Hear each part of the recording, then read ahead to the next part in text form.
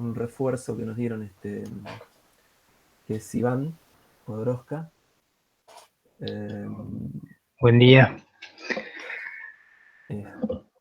Así que... ¿Es ruso, Iván? Buenas tardes. ¿Tiene apellido ruso?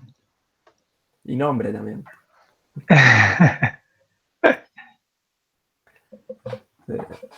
Varios tenemos apellido medio ruso, ¿no? Acá. Si vamos al caso... No, estaba pensando eso también. ¿Es pariente de Nadia, que juega al tenis? Sí, así es. Hola. Así que, bueno, venimos... Ahora va a empezar esta clase, este capítulo, como nos le habíamos contado, lo iba a dar Hernán. No sé si recuerdan que lo dije al principio. Así que por unos días yo voy a estar acá medio de espectador o no voy a estar directamente. Hago la gran Bullrich, pongo una maqueta mía por acá y hago como que estoy. Así que, bueno, los dejo con Hernán. Ya estamos corrigiendo los parciales, les cuento. Eso quería contarles. Yo por lo menos ya estuve corrigiendo algunos, estaban bastante bien en general, lo que yo me encontré. Así que para darle un poco de tranquilidad. O sea, en general todo lo que habían hecho lo habían hecho bien, lo que me tocó a mí. Estuvimos justo charlando con los otros chicos y también en general, así que parece que fue muy buena la performance en general de todo en el parcial. Y bueno, los dejo con Hernán. Así es.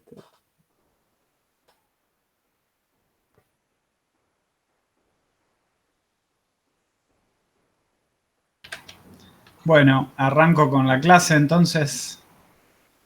A ver, vamos a...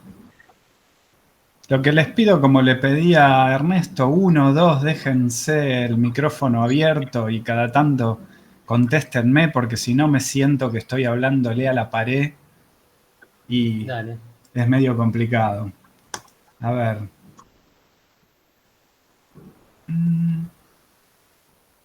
Les voy a...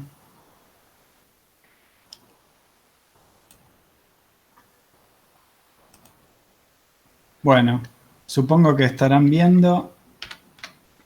Ahí, ¿se ve bien? Sí. Sí, profe, se ve bien. Bárbaro. Gracias. Bueno, comenzamos entonces. En este capítulo vamos a ver, como dice ahí, ¿no? Análisis de sistemas lineales realimentados. Esencialmente al principio no vamos a aprender prácticamente nada nuevo, sino que vamos a usar un poco lo que ustedes ya vieron en el capítulo 1.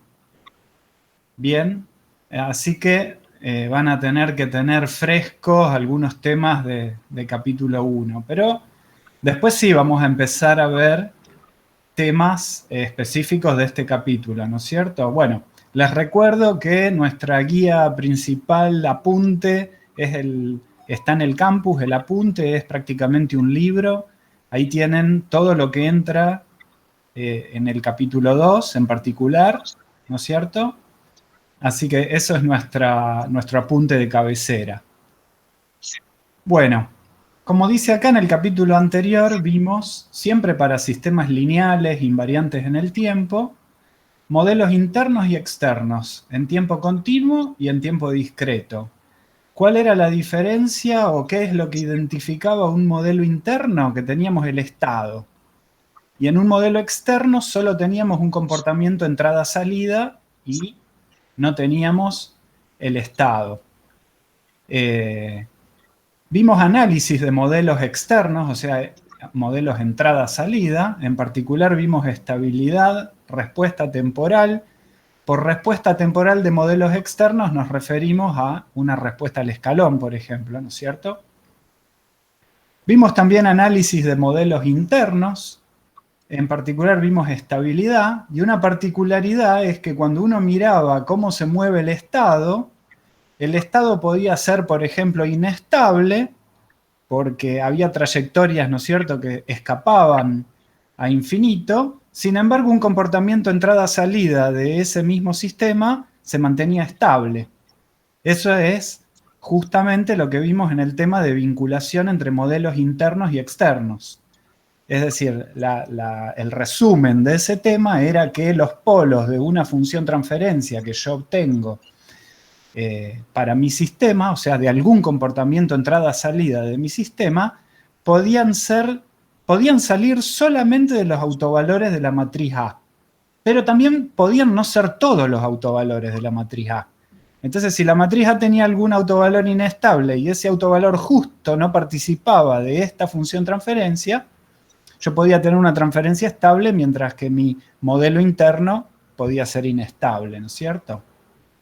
Bueno, y no sé si lo vieron, pero había también una introducción a la discretización, o sea, cómo obtener un equivalente discreto, de tiempo discreto, en base a un modelo de tiempo continuo.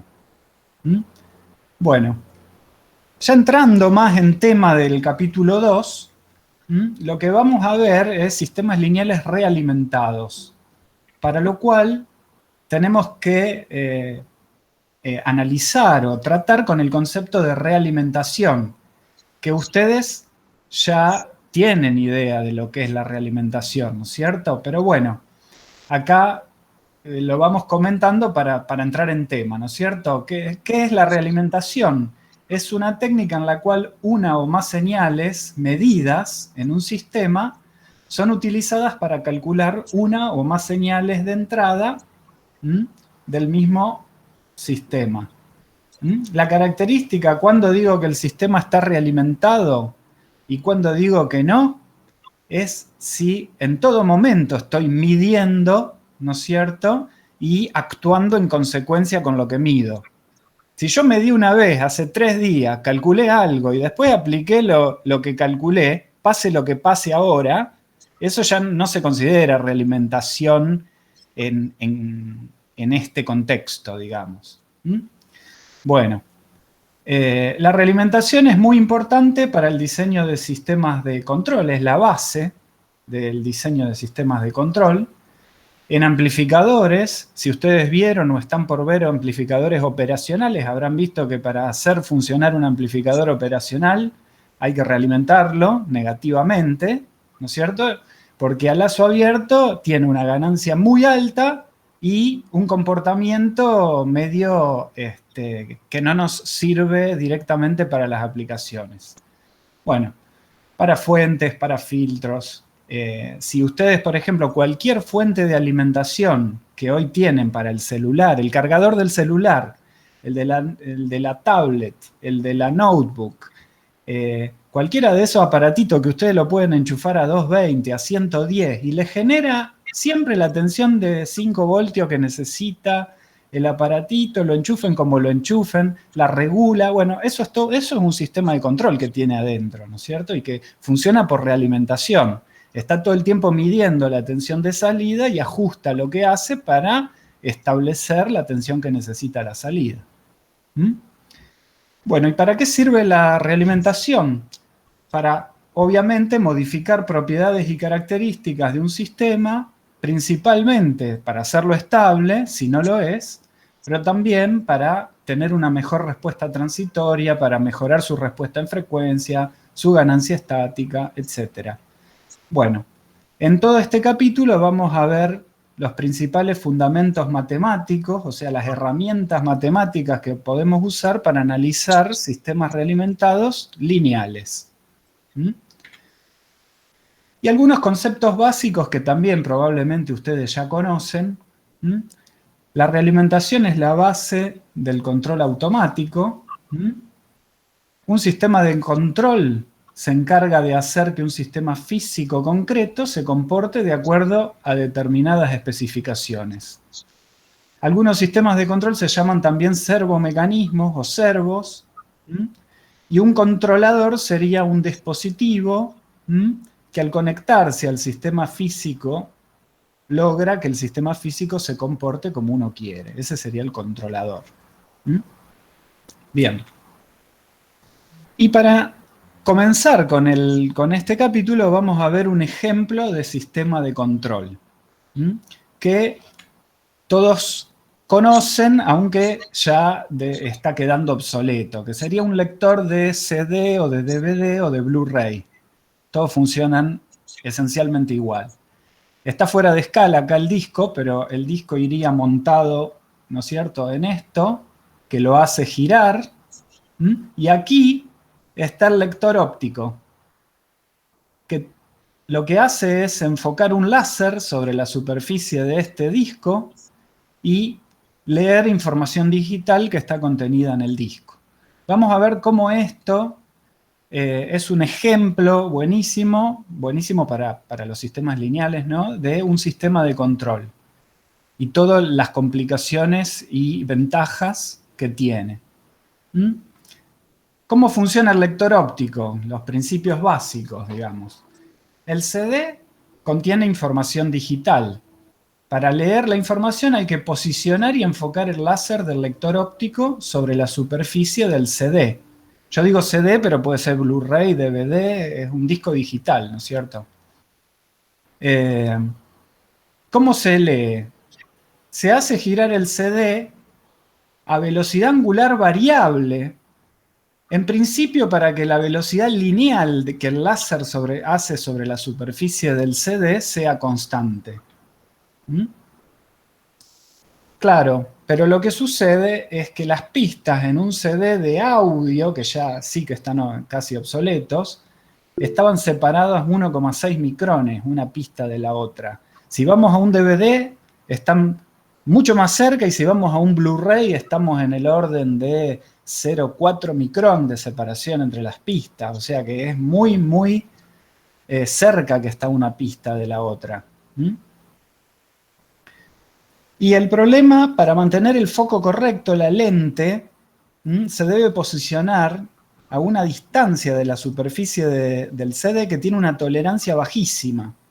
Para un CD de audio era más o menos, para cualquiera, más o menos medio micrón de tolerancia, capaz que un poco menos.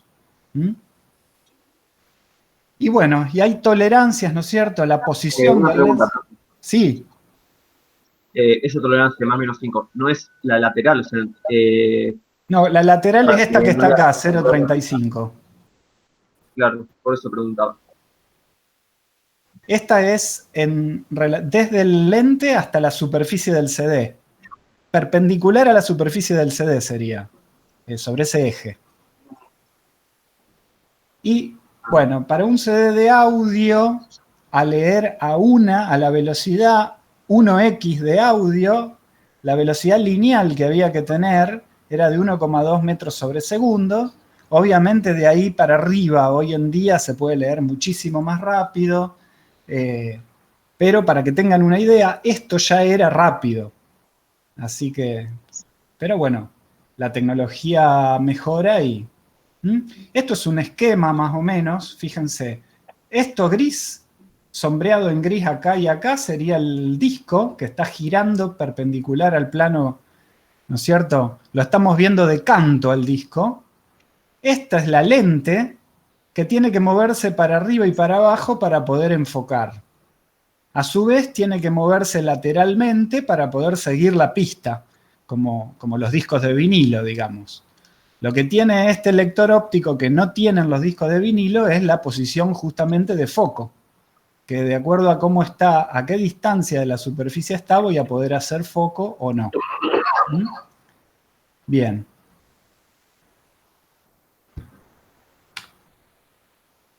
Bueno, entonces este es un esquema simplificado del lector óptico justamente, donde el lente que está acá se puede mover para arriba, o sea, para allá y para abajo.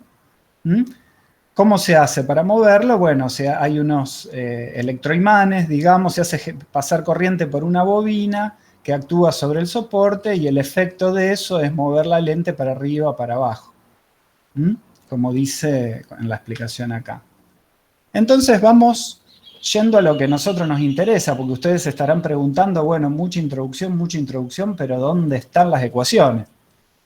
Y bueno, este es un esquema idealizado de qué fenómenos físicos pueden actuar sobre la lente de enfoque, ¿no es cierto? Y bueno, hay un fenómeno de elasticidad en el montaje, hay un fenómeno de fricción,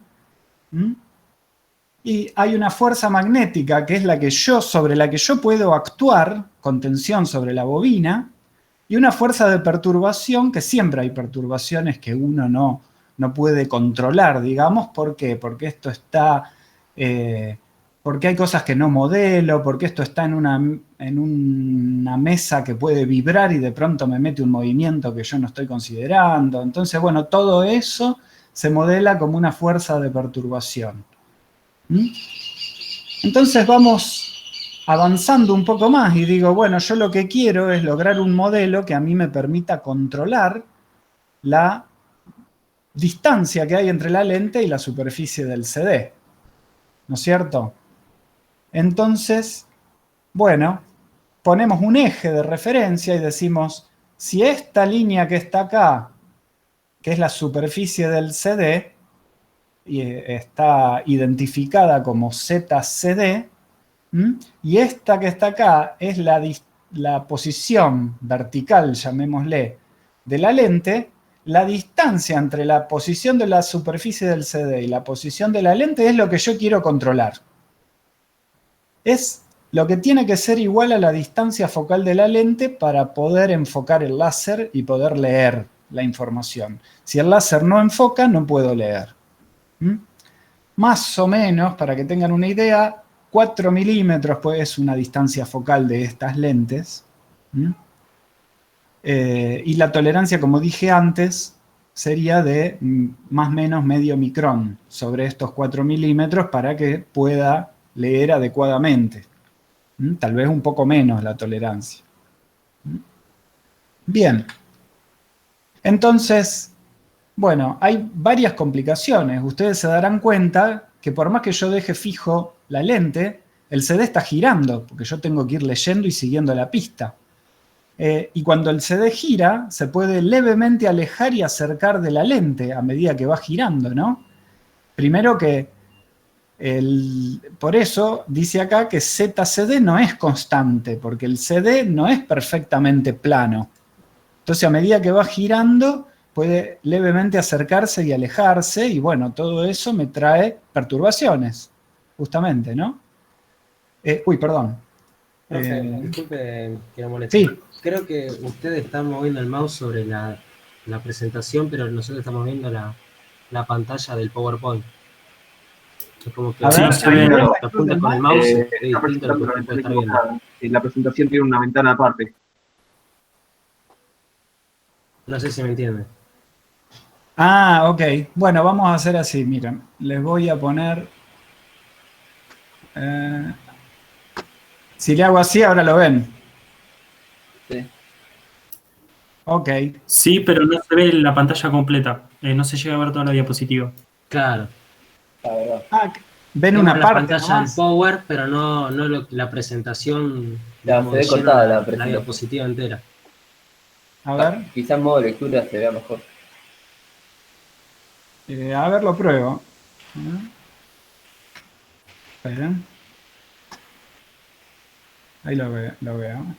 Profe, esa masa ¿qué estaría representando en el sistema? La masa que tiene que soportar ¿cómo se llama?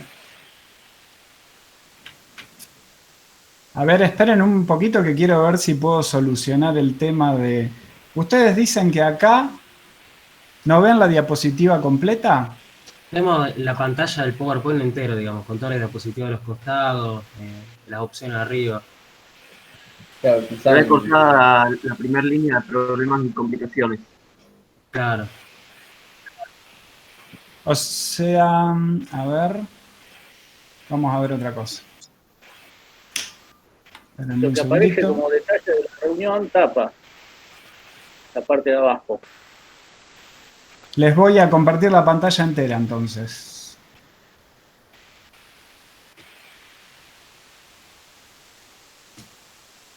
A ver ahora. ¿Ahora? Ahí se ve. Ahora sí, profe. Sí, ahora sí. Ahí se ve. Ahora sí. Perfecto. ¿Ven el puntero del mouse? ¿Lo ven? Sí, sí. Sí. Sí. Sí. Perfecto. Bueno, ¿cuál era la pregunta? Ahora sí.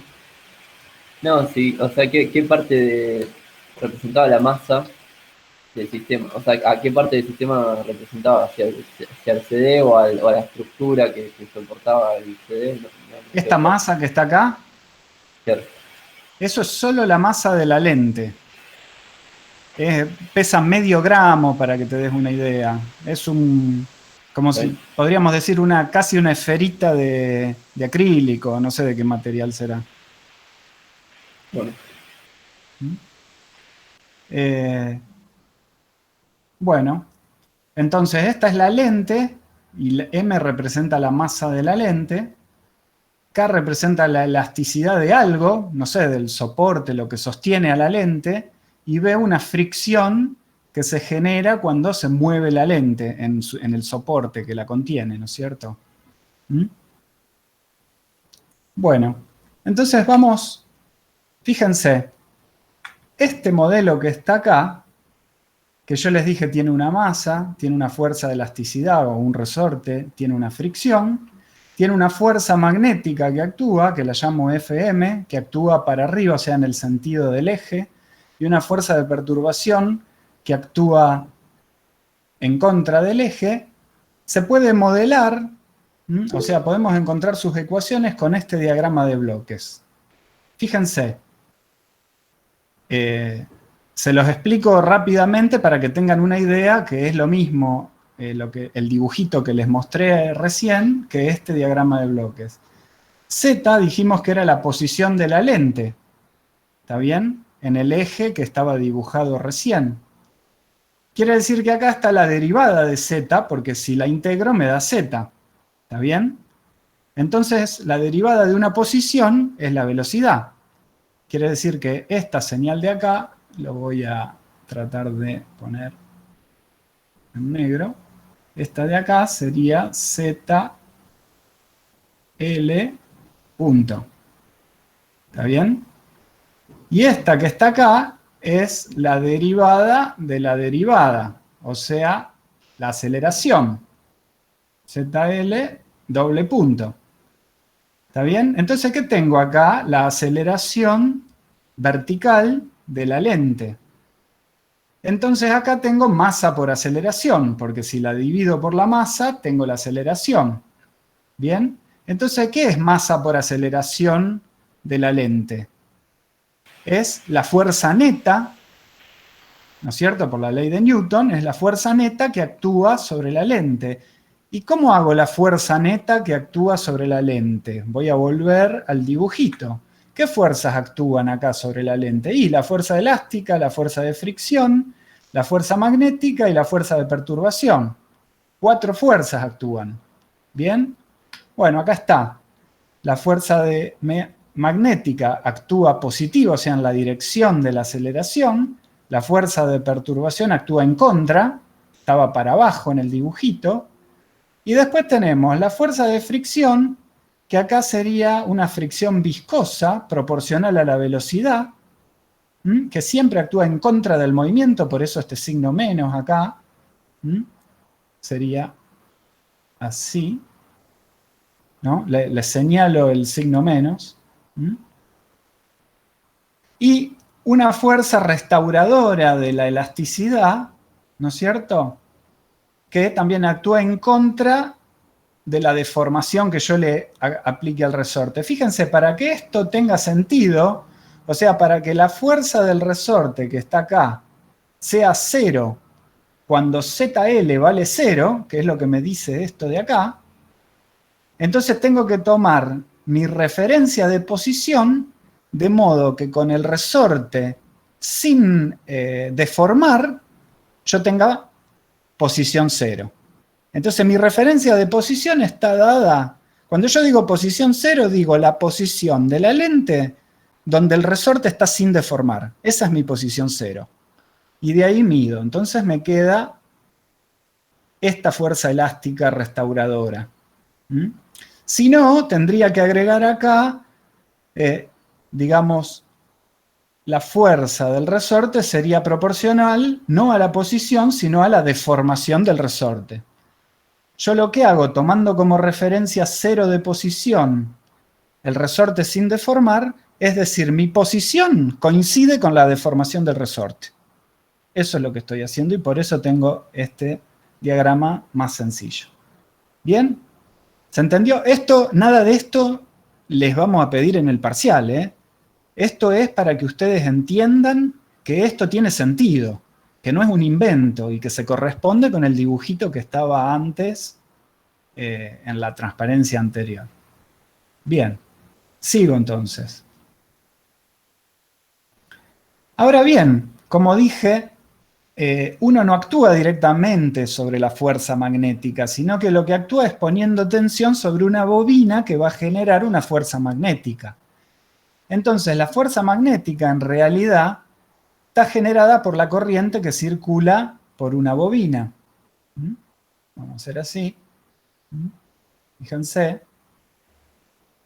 Acá tengo la corriente que circula por una bobina y yo digo que la tensión sobre esa bobina, estoy simplificando un poco para no entrar en más detalle, es la tensión sobre la bobina dividido la resistencia de la bobina. Entonces acá tengo la tensión de la bobina. ¿Y cuánto vale la tensión sobre la bobina, sobre la resistencia, o sea, sobre la parte resistiva de la bobina? Ahí va a valer la tensión que yo aplico menos lo que llamé acá una fuerza contraelectromotriz, que es proporcional a la velocidad que se genera en estos sistemas electromagnéticos. Verán algo similar en máquinas. Bueno, entonces, fíjense, ahora sí, yo tengo lo que está recuadrado acá en línea de trazos, que es lo que en jerga de control se llama mi planta, que es lo que yo voy a controlar, ¿bien? Que tiene, fíjense, una entrada que es la tensión que le puedo aplicar a la bobina para generar el movimiento de la lente que yo quiero. Esta se llama entrada de control, digamos, entrada que puedo manipular. También tiene otra entrada que no la puedo manipular a voluntad, porque tiene un montón de cosas que no controlo, que es la fuerza de perturbación. Y mi salida, que es lo que me interesa controlar, la posición de la lente, ¿no? Bueno. Entonces, ahora sí, llegamos a lo que ustedes conocen, que es, bueno, un diagrama de bloque de un sistema que tiene 2 entradas y una salida. ¿Está bien? Y algunos valores que yo saqué de verdad, de un lector óptico de verdad, en su momento lo hice, para que tengan una idea, están acá. Y fíjense que usando un poco lo que vieron en el capítulo 1, en base a este diagrama de bloque, ustedes pueden obtener la función transferencia para entre la primera entrada y la salida, que es esta que está acá, y entre la segunda entrada y la salida, que es esta que está acá. Y ya saben, o ya vieron, que fíjense que ambas tienen el mismo denominador, porque vienen del mismo sistema. A lo sumo podría pasar, pero acá no pasa, que se me cancele algo del numerador con el denominador y entonces una tenga un denominador con menos polos, digamos, ¿no? Pero acá los dos tienen lo máximo que pueden tener, porque este sistema es de orden 2, tiene 2 integradores, entonces tienen el mismo denominador. ¿Está bien? ¿Se entendió hasta acá? Sí. Bien. Entonces, sobre este sistema hasta acá, uno puede hacer un montón de análisis con lo que ya vieron en el capítulo 1. Y como son datos reales, de verdad, de un lector óptico, ustedes pueden ver de verdad, por ejemplo, qué pasa si le pongo un escalón de 1 voltio a este lector. Así como está, a lazo abierto, ¿no? Le conecto 1 voltio de repente a la bobina. ¿Qué pasará? ¿Será oscilante? O sea, esto con estos datos, ¿tiene un par de polos complejos conjugados o tiene 2 polos reales? Pregunta, ¿es estable esta función transferencia? Sí. Sí, porque Sí. Sí, es estable porque es de segundo orden Y los coeficientes y tiene un positivos. denominador completo y con todos los coeficientes del mismo signo. es Hurwitz. ¿Sí? Que era condición necesaria y suficiente en el caso de segundo orden. Si voy a orden más alto, será necesaria pero no suficiente. ¿Sí? Hernán, una consulta ahí. ¿Por qué pusiste el mismo nombre a las dos funciones de transferencia? No, no tienen el Tenés mismo distinto nombre. nombre. G se llama la primera, la G1 sería. La G2 no tiene nombre. Es menos bien. R sobre KM por G. Eso equivale a menos R sobre KM por G. Bien, bien. ¿Está bien? Bueno, a ver si les puedo mostrar. Espero que se vea. ¿Mm?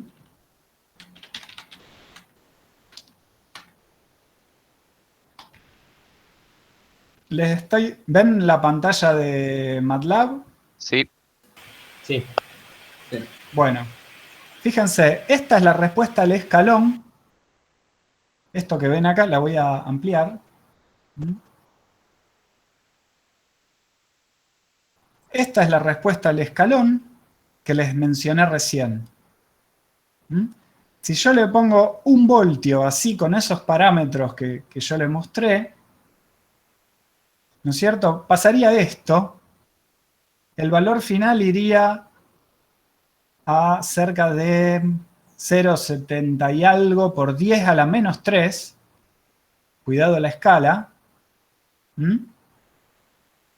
O sea, y esto está en metros, porque lo hice para que sea sistema compatible. Entonces acá tendríamos 1 milímetro. A 1 voltio se movería 0,7 milímetros, redondeando, ¿no? En valor final, después de finalizado el transitorio. Pero oscila un montón y demora como 0,3 segundos o 0,35 segundos en establecerse en una banda del valor final, ¿no es cierto? Como ven acá. Y es posible que esto sea inaceptable. No es posible, es inaceptable que demore tanto en establecerse. Digamos. Entonces uno va a tener que controlarlo. ¿Mm?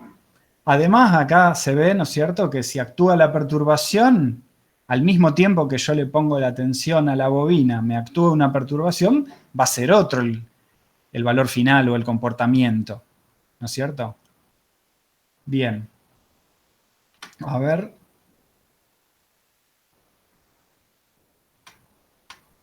Espero no estarles... A ver. Bien. Esta es la transferencia. Vamos a llamarle G. ¿Mm? Espero no haberles verseado con lo que les mostré recién. ¿Mm? Esta es la transferencia G con los valores numéricos que les mostré recién en la transparencia. ¿Mm? Si Profe, yo una les digo... pregunta. Sí. Para este caso, suponemos que la fuerza de perturbación es 0. Claro, fíjense que no es que suponemos, yo les estoy mostrando cómo responde el sistema solo a entrada en la tensión, no con además una entrada en la fuerza de perturbación. ¿Está bien? Entonces lo que yo les estoy mostrando es la respuesta de ese sistema que tiene 2 entradas y una salida a un escalón en la primera entrada, pero con 0 en la segunda entrada. ¿Está bien? Sí, sí. Bueno, y si yo quiero ver la respuesta al escalón de esta transferencia, me parece que no va a dar lo que les mostré recién. A ver.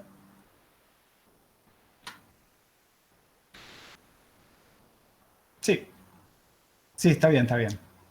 Por suerte no les versié, era esto. Bien. Volvemos a esto entonces. ¿Sí? Perfecto. Entonces ya tenemos lo que queremos controlar, ¿no es cierto? Falta un montón de cosas, porque ustedes dicen, bueno, está bien, lo queremos controlar, pero ¿qué datos tenemos? ¿Qué es lo que tenemos que hacer? ¿Mm? Bueno, hasta acá yo puse esta transparencia para mostrarles que con esa mínima introducción que les di y el modelo que obtuvimos, ustedes podrían repasar temas del capítulo 1, como por ejemplo lo que les mostré recién, cómo obtener la función transferencia en base al diagrama de bloque y reemplazar los valores numéricos por los de los parámetros que les doy, evaluar estabilidad, que ya les comenté. ¿Cuánto vale la ganancia estática de esta transferencia? ¿Mm? Vuelvo al MATLAB. Ahí tenemos la transferencia. ¿Mm? Si uno usa el comando ganancia estática, en inglés, dcgain, me va a decir. Lo vimos recién, ¿no es cierto? ¿Qué era la ganancia estática? Era el valor de régimen a un escalón unitario, ¿no? Esa es la ganancia estática. ¿Cómo la obtengo? Tengo que reemplazar la variable s de Laplace por s igual 0. Si hago eso me va a quedar, ahí tengo la g en pantalla, 29,76 dividido 4,043 por 10 a la 4, y me da ese número que está ahí, que es 7,3605 por 10 a la menos 4. Esa es mi ganancia estática. O sea, quiere decir que si le pongo 1 voltio de escalón, se va a mover 7,36 por 10 a la menos 4 metros la lente en régimen. ¿Está bien? O sea, 0,7 micrones. Perdón, 736 micrones se va a mover con un escalón de 1 voltio. Se dan cuenta que si yo quiero controlar en el rango de micrones, voy a tener que poner milivoltios. ¿Está bien?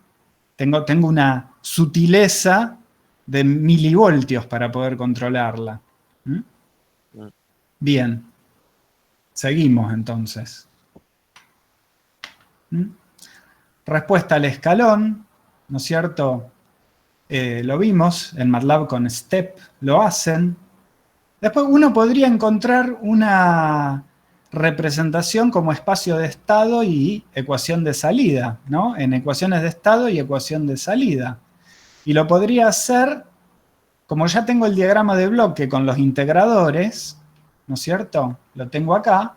Podría tomar, fíjense, podría tomar este, ¿no? Como mi primer estado, mi primer variable de estado, esta como mi segunda variable de estado y escribir las ecuaciones de estado. ¿Cómo sería? Pues se acuerdan que las variables de estado para pasar de diagrama de bloque a ecuaciones de estado eran las salidas de los integradores. Entonces, si esta es x1, a ver si puedo escribir acá, x1, y esta es x2, ¿cómo sería mi ecuación de estado primera? x1 punto, ¿quién es? x2. ¿Está bien? Y x2 punto, ¿quién es? Bueno, acá hay que leer. 1 sobre m por menos esta entrada y etcétera. ¿Se acuerdan cómo se hacía? Bien. Y una vez que obtengo esa representación en ecuaciones de estado y ecuación de salida, podría ver su retrato de fase, ¿no es cierto? ¿Qué tipo de retrato de fase va a ser si la respuesta al escalón que les mostré recién es la que va? ¿Una espiral puede ser? Un poco estable. Sí, estable. Va a ser estable, perfecto, pero ¿qué tipo? ¿Será ensilladura? ¿Será foco? ¿Será nodo? Un foco. Un poco porque tiene polos complejos conjugados. Exactamente. Tiene polos complejos conjugados. Los polos solo pueden venir de los autovalores de la matriz A. Entonces la matriz A va a tener 2 autovalores complejos conjugados. Y como va a ser el sistema de segundo orden, eso va a ser todo. Y entonces el retrato de fase será foco estable. Estoy practicando escribir con esta tableta, créanme que no es nada fácil, porque uno mira la pantalla, pero escribe sobre la tableta. Y uno está acostumbrado a mirar y escribir en el mismo lugar. Entonces, se complica. Pero bueno, vamos a ir practicando a medida que avancen las clases. Ahora bien, hay algunas cuestiones un poco ocultas que yo lo llamo. Obviamente el modelo que obtuvimos es solo una aproximación. Es más, algo que ustedes vieron y que es muy importante tanto en el capítulo 1 como en el capítulo 2, es el tema de polos dominantes. Es muy posible que el modelo que uno obtiene, y esto sucede en general cuando uno trabaja con algo real, que uno está trabajando con la parte dominante de un modelo más complicado que uno ni se quiere preocupar por hallar. ¿Está bien? Entonces lo que uno en realidad tiene son los polos dominantes, o toda la parte dominante de un modelo más complicado. Y otra cosa, uno está modelando una parte del sistema, pero el sistema es mucho más complejo que solamente ese modelito. Entonces, uno también puede ver que el modelo interno más completo, que tiene en cuenta otras cosas y otros fenómenos, por ejemplo, el movimiento lateral de la lente, no solo el movimiento vertical de enfoque, en el modelo que yo tengo, se me canceló. O sea, yo tengo un modelo externo que viene de un modelo interno mucho más complicado, podría venir, digamos. Entonces, tengo que tener presente el tema de vinculación entre modelo interno y modelo externo. Obvio que si yo obtengo mi modelo interno en base a mi modelito simplificado, me va a coincidir. O sea, es lo que hicimos recién. Les dije, del diagrama en bloque ustedes pueden obtener las ecuaciones de estado, y de las ecuaciones de estado obtienen la transferencia, les va a dar lo mismo que obtuvieron antes directamente del diagrama de bloque, porque partieron de ahí. ¿Está bien? Pero si uno piensa que esto viene de un sistema que es más complicado, en realidad uno tiene parte del sistema. ¿Y el resto dónde está? Y está en un modelo interno más complicado. Y en esto se me canceló todo lo demás para estas transferencias que yo tengo en cuenta. ¿Se entiende? Sí. Sí, profe. Bien. Bueno, y otras cosas que ustedes vieron en sistemas y señales 1, que van a tener que ir refrescando, es el tema de respuesta en frecuencia.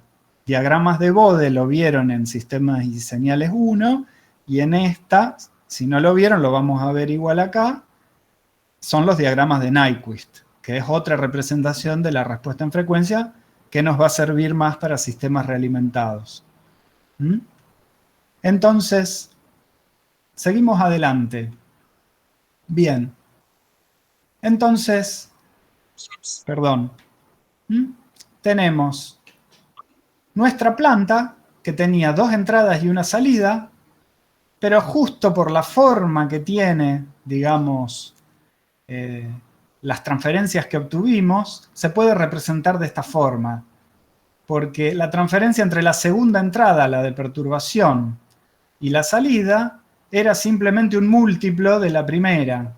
Entonces lo puedo representar más simplificadamente, o con más detalle, diría, más que simplificadamente, de esta forma. ¿Está bien? Bueno.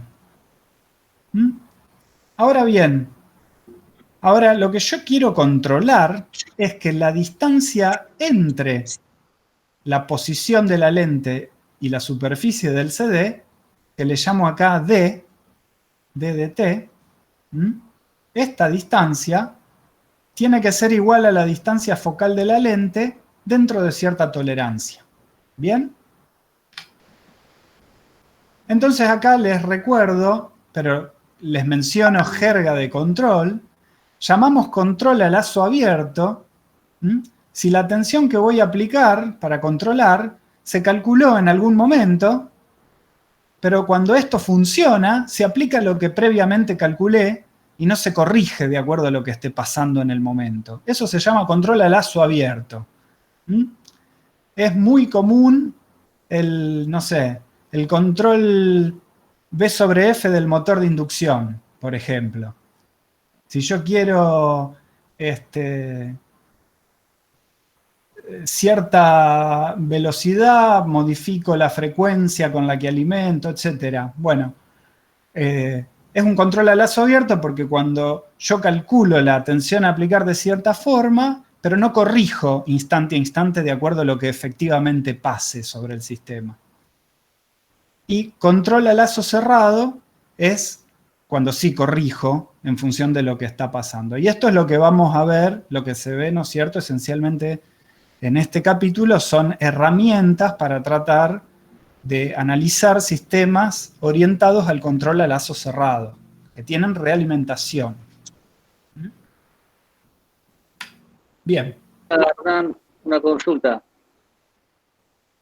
¿Puede ser? Sí, por ejemplo, como en este caso que tenemos dos entradas, entonces tenemos una función transferencia por cada entrada y una salida. A priori, ¿qué nos conviene hacer? Por ejemplo, si tenemos que desarrollar un bloque de control, ¿desarrollamos uno para cada función transferencia?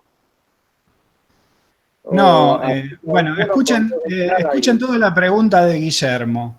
Fíjense cómo, ahora te doy la respuesta, Guillermo, pero es interesante para todo. Él dice, ¿y cómo controlamos? Y yo dije de entrada que la segunda entrada no la podemos controlar, no es algo que nosotros podamos manipular. Lo mejor que podemos hacer es actuar sobre la tensión que aplicamos a la bobina. La otra es una representación de cosas que no podemos ni controlar ni nos preocupamos por modelar más en detalle. ¿Está bien?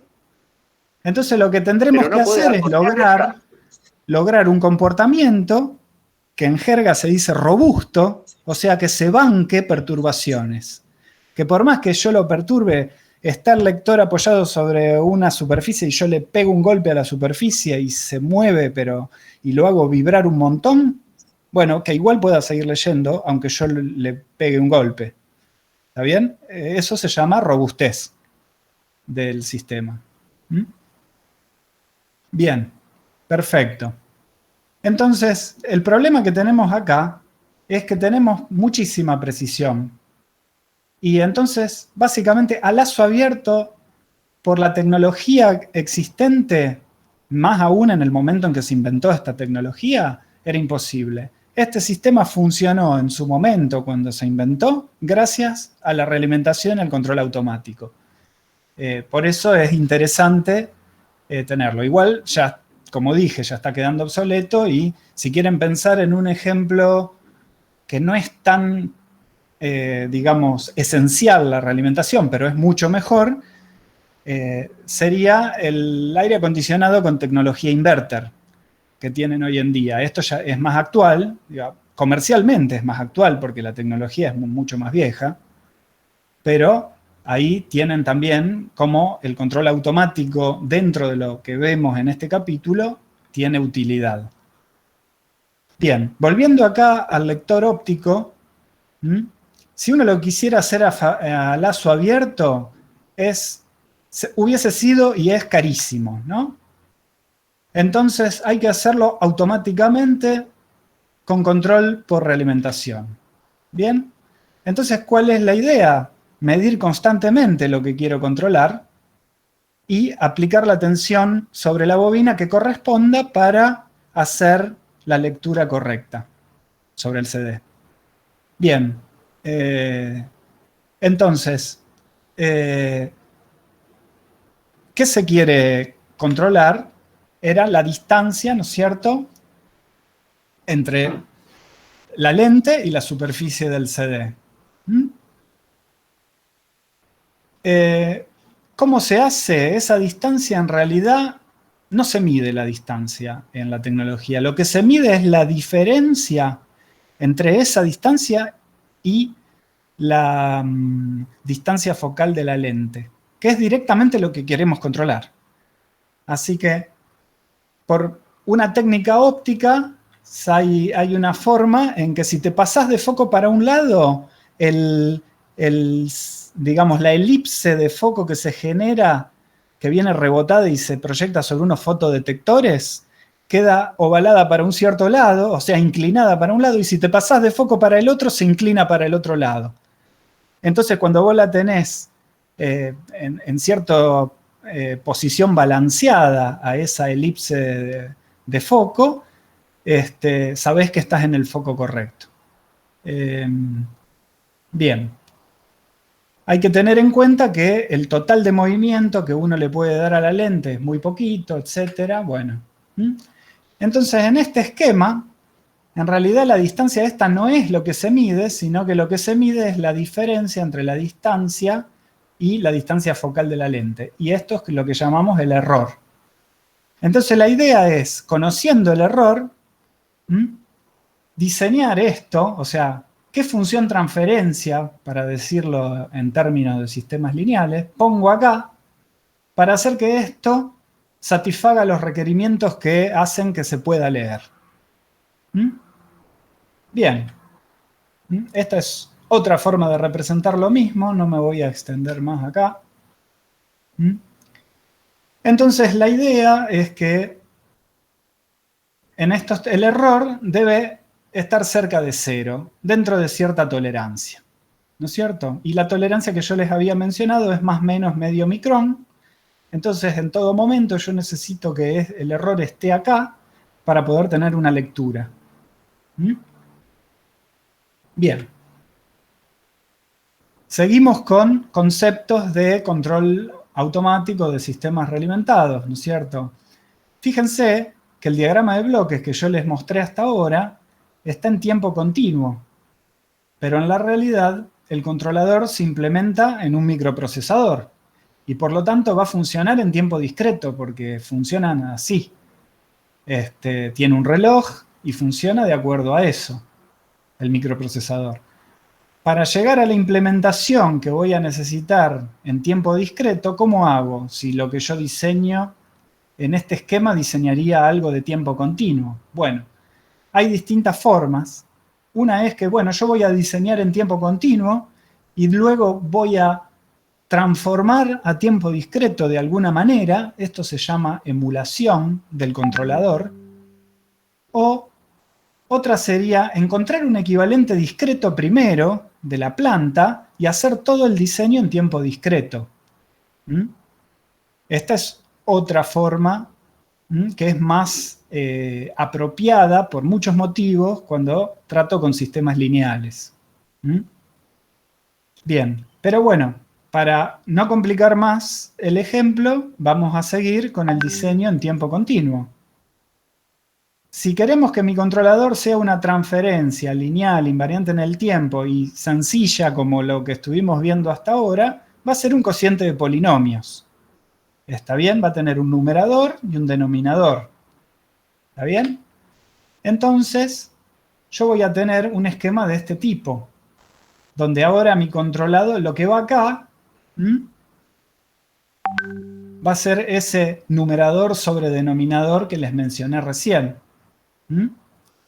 Bien, esto no lo puedo controlar, no sé, pero este sería el esquema completo. Yo, en función del error, proceso a través de mi controlador, genero la tensión que quiero aplicar, la aplico, pero el resultado no va a ser solo producto de la tensión que aplico, sino que también va a tener una perturbación actuando. ¿Está bien? Bueno. Ahora, ¿cómo encuentro la transferencia que relaciona, si quieren, la referencia? Ahora esto es mi entrada de referencia, ¿no es cierto?, con la posición de la lente. ¿Cómo la encuentro siguiendo este esquema? Y bueno, esto lo habrán visto en Sistemas y Señales 1, pero después lo vamos a repasar y lo vamos a tener bien fresco. Pero la transferencia, para la transferencia entre esto y esto, quiere decir que supongo 0 acá, ¿no es cierto? Le pongo un 0 acá, esto no está, este sumador no está, sino que es una conexión directa, y me queda C por G sobre 1 más C por G. Esta es la transferencia entre R y Z. Bien. Y si escribo a su vez cada una como numerador y denominador me va a dar esto de acá, multiplicando arriba y abajo para que se me vayan las dobles cocientes, ¿no? Bien. ¿Está? ¿Esto lo tienen presente, cómo obtener esta transferencia? Sí, profe. Sí. Perfecto. Bien. Entonces, ¿qué transferencia podemos elegir para el controlador? Y bueno, ¿qué es lo más fácil? Una ganancia. Más fácil que eso no vamos a encontrar. Entonces, ¿qué pasa si ponemos el controlador que sea una ganancia nomás? Bueno, nos va a quedar esta transferencia de lazo cerrado. ¿Está bien? Ahora fíjense, mi controlador tiene un solo parámetro para ajustar. Los demás no son parámetros que yo pueda ajustar, son del sistema, del lector óptico, vienen dados. Si yo tengo tal lector óptico, tengo tales parámetros. Lo que yo puedo ajustar, o sea, programar, setear en mi microprocesador va a ser esta ganancia. Y esto, fíjense, me va a permitir modificar la respuesta de lazo cerrado, pero fíjense que solo me va a afectar este coeficiente del denominador y no me va a afectar este. ¿Se acuerdan que dijimos para los parámetros que teníamos polos complejos conjugados? ¿Sí? Entonces esto sería, lo puedo escribir como 2 por xi por omega n por s. Y esto de acá podría ser omega n cuadrado a lazo abierto. Quiere decir que yo puedo modificar esto, o sea, puedo modificar el omega n cuadrado que me va a resultar a lazo cerrado, lo cual me modifica el omega n, me modifica también el xi, pero me los modifica de manera que el producto xi por omega n se quede constante. ¿Y qué me daba el producto xi por omega n? ¿Se acuerdan? Cuando tengo un par de polos complejos. Claro, me decía cuán rápido se iba a amortiguar. Quiere decir que yo con un control proporcional, acá, cambiando el valor de k, puedo cambiar la ganancia estática, ¿no? Que sería reemplazar esto en s igual 0 y me queda esto sobre esto, la ganancia estática, pero no voy a poder cambiar cuán rápido se me va a amortiguar. Y si no me daba ese tiempo de amortiguación, no era lo suficientemente rápido para los requerimientos, no lo voy a poder hacer más rápido en este caso con un control proporcional. ¿Está bien?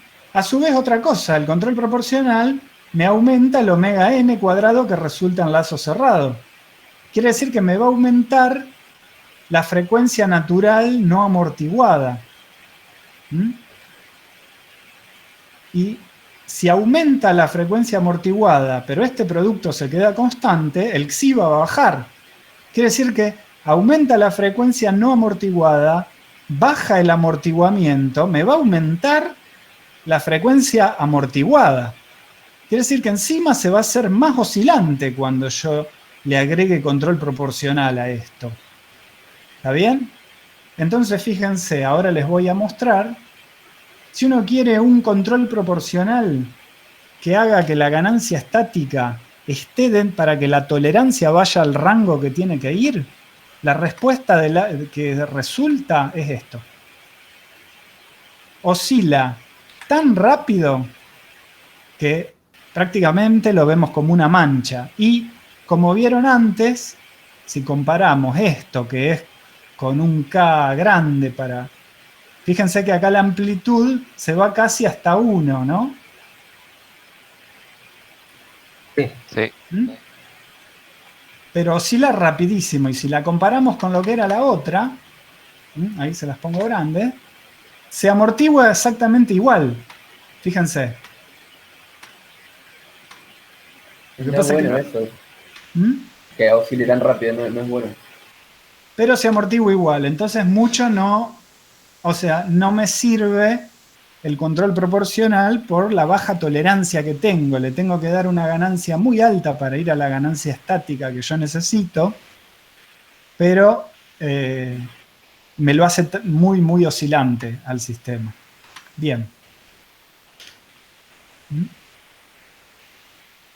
Seguimos, ¿no? Entonces, eso es lo que hice. Lo que les mostré recién es el resultado de este ejercicio que hice acá. Suponiendo que R es constante, pero desconocida en este rango, ¿cuánto tiene que valer K para que la ganancia estática esté en este rango? La ganancia estática, ojo, para que el error en la distancia a controlar no es esta ganancia estática, es la que es entre el error, entre la entrada y el error. ¿Está bien? Que va a ser 1 menos esta ganancia estática. O sea que esta va a estar muy muy cerca de 1 para que el error esté muy muy cerca de 0. Eso es un ejercicio que pueden atacar. Yo se los dejo así, no se los explico en detalle a propósito para que cada uno lo piense. Entiendo que alguno se puede haber perdido en lo que dije recién. Es a propósito. Bien. Entonces, bueno, obviamente uno dice, bueno, pero ¿qué significa diseñar un control adecuado? Y bueno, ¿qué sabemos y qué requerimos? Entonces, fíjense, el CD va girando, ¿no es cierto? Entonces, cualquier imperfección que tenga la superficie es como que la voy a ver de manera periódica. Pero, ¿qué pasa? No gira a velocidad constante, entonces no la veo a una frecuencia fija, a esa perturbación, sino que la veo a distintas frecuencias de acuerdo a cómo esté leyendo. Porque la idea original de esto era leer a velocidad lineal constante, no a velocidad angular constante. Entonces, cuando estoy más cerca del centro, tengo que girar más rápido para la velocidad lineal sea la que se necesita, y cuando estoy más cerca del borde del disco, tengo que girar más lento y ya logro la misma velocidad lineal. ¿Está bien? Bueno, entonces ahí tengo otro problema, que las perturbaciones, si bien son cuasi periódicas, van variando de frecuencia. Bien, bueno, todo para que se den una idea de la complejidad que tiene y lo fácil, relativamente fácil que se puede solucionar con herramientas de sistemas lineales y que vemos en este capítulo. Y para que vean que tienen que pensar que las ecuaciones sobre las que trabajemos no son simplemente ecuaciones, sino que van a representar algo de la ingeniería, digamos. Esa es la idea que les quiero transmitir. Bueno, seguimos acá. Entonces, ¿qué hicimos? Ahora, hasta ahí, ¿alguna pregunta? Es todo conceptual. Yo sé que muchos de ustedes se están preguntando, ¿y las ecuaciones cuándo vienen? ¿O cuándo? Pero bueno, es para que tengan una idea de los conceptos involucrados y, como dije, del enfoque de ingeniería que tiene esto. ¿Alguna pregunta? Por ahora no. Profe, ¿es malo que oscile mucho cuando veíamos lo de la proporción, control proporcional? Sí, en general es malo porque te genera, digamos, ruido de alta frecuencia, si querés. De todos modos, podría ser aceptable si convergiera muy rápido, tal vez. Lo que sucede con las oscilaciones a alta frecuencia es que vos podés controlarlo, tal vez, para esta transferencia, pero en cuanto se te meta una perturbación por la otra entrada, te va a generar ese movimiento superoscilatorio. ¿Se entiende? Bueno. Perfecto. Sí. Si no entendí mal el ejemplo, nosotros terminamos tratando de resolver el sistema con una constante para retroalimentación para ver si podíamos aproximar mejor a la amplitud que tiene que estar el lente. Claro, lo que decía acá entonces este ejercicio de acá abajo en verde. No nos entonces puede ser que otro modelo hubiese sido, en vez de usar una constante, usar, yo que sé, un derivador, a ver si puedo llegar a introducirme en el bloque donde puedo modificar sí. Exactamente. ¿Cómo es tu nombre? Que no veo la pantalla del Meet acá. ¿Hola? Hola. Sí, ¿cómo es tu nombre? Decía que no veo acá la pantalla. Julián dice. ¿No se me escucha? No, Ahí sí, digo sí. que está muy bien lo que preguntás. Bueno, no importa. Se llama Julián. Julián, eso quería saber. Bueno, lo que está perfecto es que obviamente lo que les quiero mostrar es que cómo se soluciona esto, cómo se controla. No se controla con un control proporcional, sino con un control más complicado. Pero se puede controlar con un control lineal. Claro. ¿Está bien? Que sea cociente de polinomios su transferencia. ¿Está bien? Obviamente no entro en más detalle, pero el compañero dijo un derivador. Bueno, no se puede implementar un derivador fácilmente, digamos. Entonces existe el PID, que se llama, que tiene una parte proporcional, una parte integral, una parte derivativa. ¿Está bien? Y eso, con un control PID, esto bien ajustado, esto funciona perfecto. O sea, un controlador de segundo orden. Bien. ¿Está bien?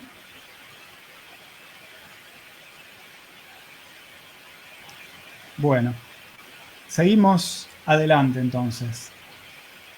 ¿Alguna otra pregunta, perdón?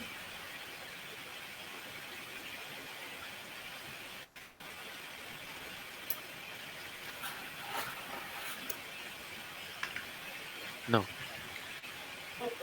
No, profe. Por acá no. Bien. Entonces, ya vamos terminando con la introducción. Entonces, conceptualmente, ¿qué les mostré en esta clase de introducción y qué involucra el diseño de un controlador? Uno tiene en general un sistema físico real.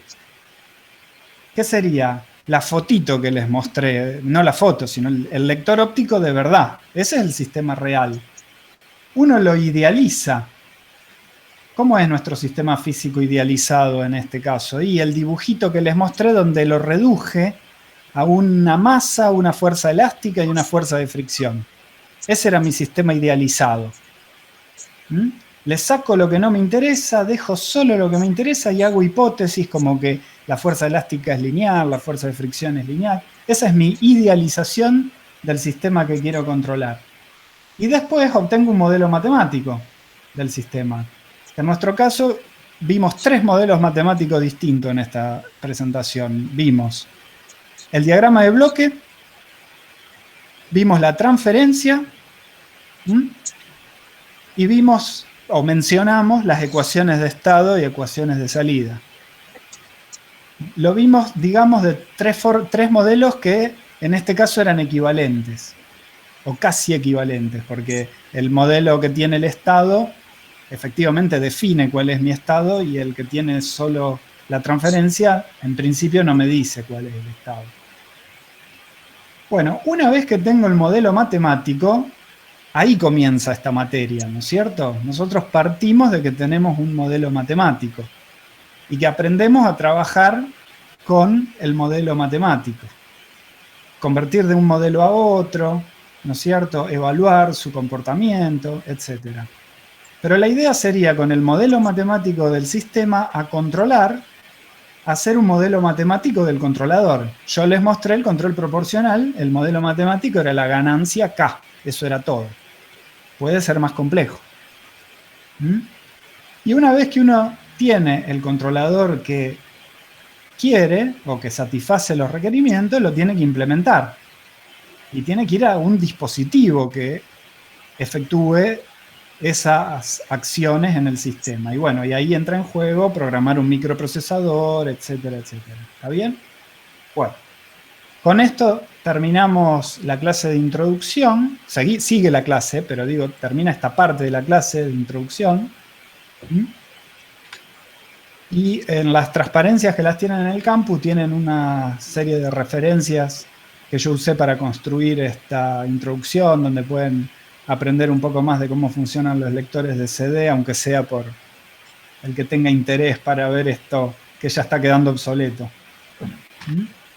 Bien. Bueno. Hacemos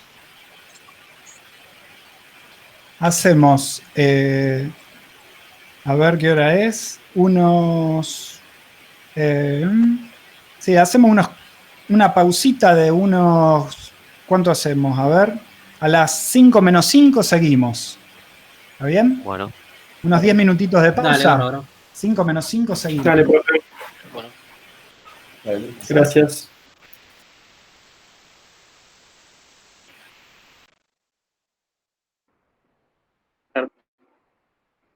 Hay que ir a programar una visita a la empresa Bromwhite Technology. Está acá en Rosario, Avenida Granela, al 3500. CD y DVD. Está toda robotizada.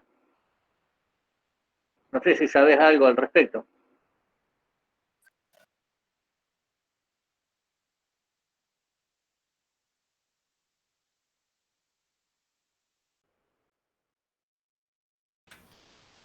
¿Vos me hablaste, Guillermo?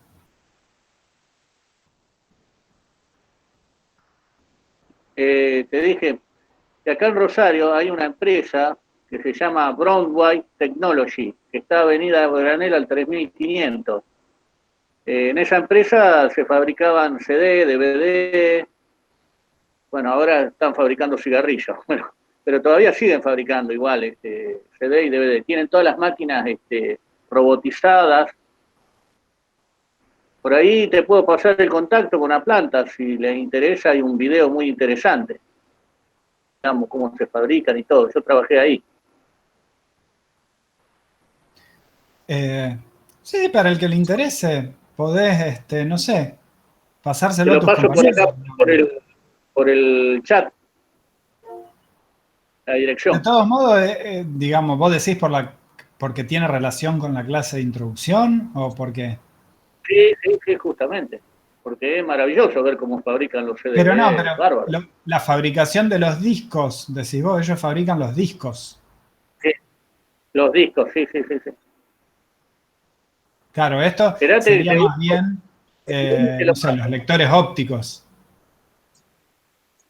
Sí, bueno, obviamente hay todo un proceso en el cual ellos pregraban un formato en los CD y en los DVD, ¿no es cierto? Y entonces eso obviamente está todo controlado, hasta graban películas. Sí, como ejemplo de proceso automatizado, vale, digamos, sí. Está bueno. Bueno, después te paso por el correo, vos lo mirás, si te parece, después si querés lo compartís. Dale. Bueno, seguimos a las 5 menos 5. Voy a cortar el video un poquito y el audio.